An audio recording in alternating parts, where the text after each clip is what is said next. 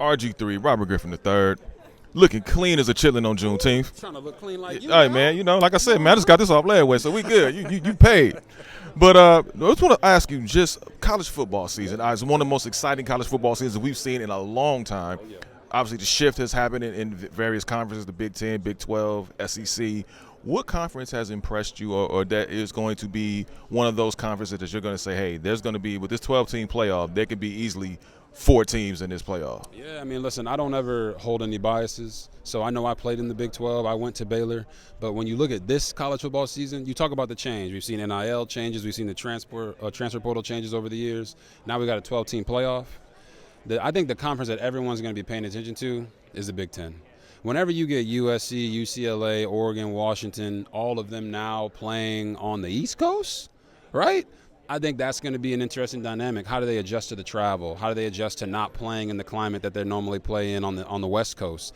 People don't take that into account. It's not just guys out there being gladiators, right? These guys they're students. They got to travel, do their homework. They got to travel back. So I think that's going to be an interesting dynamic. But if I was to be 100% honest, like the SEC is the conference that's probably going to get 4 teams into the playoff. I think if they didn't get 4 teams in, they might riot.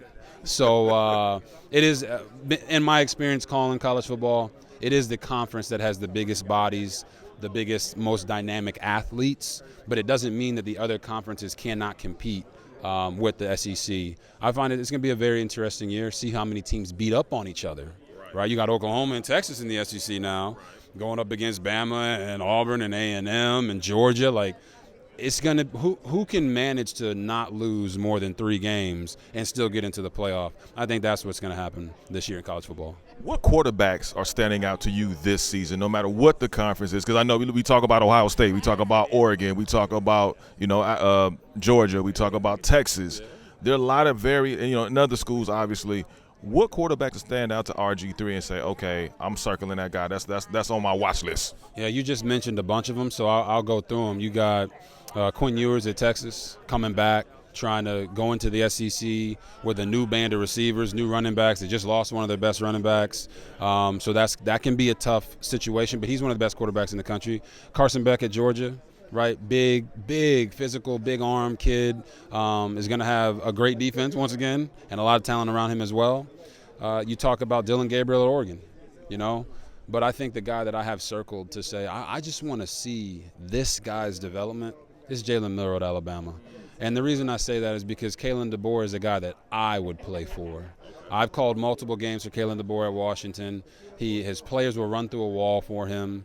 And the offense that he brings to the table, it ain't going to be the same as it was with Michael Penix. Right. But he knows how to adjust to the quarterback he has. And I want to see Jalen Milroe go play football. Don't focus on, I got to throw it 35 times. Play football. If that means running for 200, run for 200. That means throw for 400, throw for 400. I want to see how he develops underneath Kalen DeBoer because I think he can unlock that specialness that'll make him a top pick in the draft. I'm looking at Jackson Dort, too, out of Ole Miss. I like that offense. The offense looks gritty. It looks hungry, but it looks like it's very divisive because it doesn't look like your typical offense. However, if you get caught in the trap, it's a wrap. Yeah, okay. Are you rhyming now? A little bit. Listen, all right, so Jackson Dart, I actually called their game last year, Ole Miss versus LSU, where they beat them.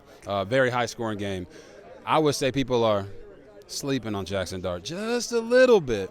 A player that can do it all, can throw it from the pocket, can move around, be athletic. So I agree with you. I think Jackson Dart is a player who could be in the running for the Heisman, but also could lead Ole Miss to an even better season than they had last year. And lastly, I look at a kid out here. You mentioned USC, Zachariah Branch, who I think can be an absolute game changer if he's put in the right position, especially where everybody's talking about Lincoln Riley, maybe on a warm hot seat. We don't know. But what is it about Zachariah Branch to you that excites you, that says this young man could he be a game changer? No, he is. I think Zachariah Branch can play all over the field. He's a guy that does play in the slot but can move outside. And I'll give you, since you want a rhyme, I'll give you my rhyme, all right? It's probably not a rhyme. It's more of an analogy. He'll route you up like Google Maps. That's why Zachariah Branch is such a good player. As a quarterback, he's going to get open.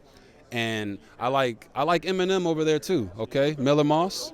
All right, I call him Eminem. I called that spring game a couple of years ago. He played a bunch, and I think people are not sleeping on him, but they're going to get better from him than they expect. So look out for Eminem, Miller Moss, and Zachariah Branch out there at USC. Okay. Well, you know what? Nick Hamilton, RG3 came together like socks and shoes.